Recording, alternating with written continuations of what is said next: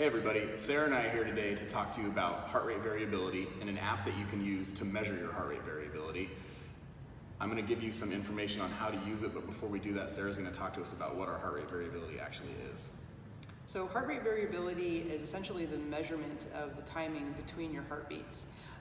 That timing, you generally think that the heart works like a metronome, so if you're beating at 60 beats per minute, that it is every second on the second. But in actuality, the healthier and the more balanced your nervous system, the more variable your heart rate. So it's responsive and it's adapting to nanoseconds of time of what your body actually needs.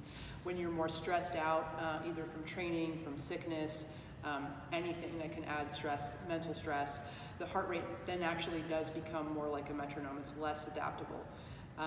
So when you measure your HRV, it's telling you whether your nervous system is in a sympathetic or parasympathetic state. And so sympathetic basically means stress overload. And so your body is taking in information, it's taking in things it needs to adapt to, whether that's training load, life stress, again, immune system, things like that.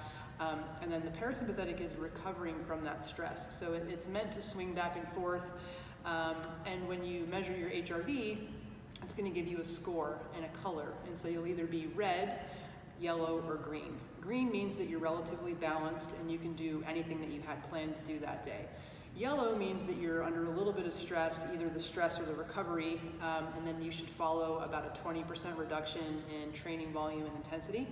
And then red means that you should probably take it really easy, go for a walk, hit the sauna, possibly do a Kinstretch class, but take it really easy in that class because, as we all know, they're not as easy as they seem.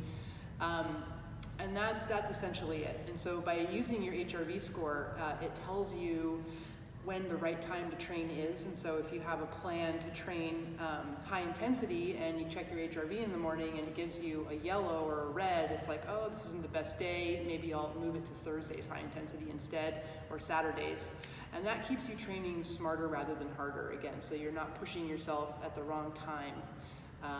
And so Grayson's going to tell you about specifically how to use the app with our chest strap heart rate monitor. So like Sarah said, this is an app that you can download. It's called Elite HRV. It's free.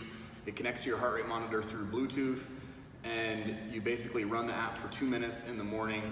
Something that's pretty crucial though is that you want to do it in relatively the same state. So some people like to get up, sit down on the couch, have some coffee, sit for 2 minutes still and take their heart rate that way. If that's the way that you do it, that's the way that you want to continue to do it to make the data as accurate as possible. The way that I do it personally is when my alarm goes off, I just reach over half asleep, I put my heart rate monitor on, I run the app for 2 minutes.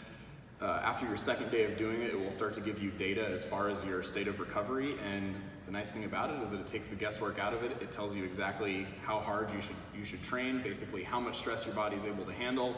The cool thing about taking your HRV is that the way that you feel rarely correlates to the actual state of recovery that you're in. Sometimes people are really, really in tune with their body and it's a little bit easier for them to tell how hard they should train, but for most of us, it's kind of a guessing game.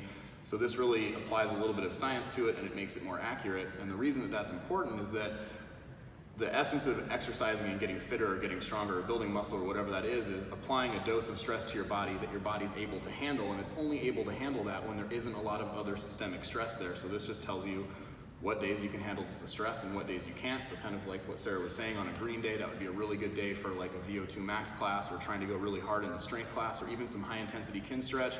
On those yellow days, still come to take class, but just know that you should back off on the intensity a little bit. And on a red day, that might not even mean that you're going to come in and take a class. Maybe you just do your cars routine and then come in and sit in the sauna for a little bit and do some stuff that's going to help your body recover and get to a state where you're more recovered for that next bout.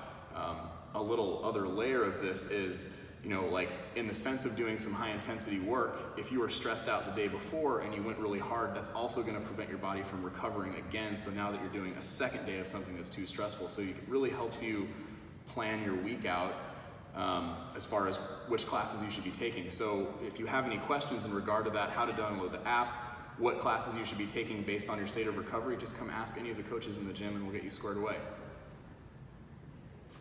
Yeah. Boom! I think that was the one right there. I think so too.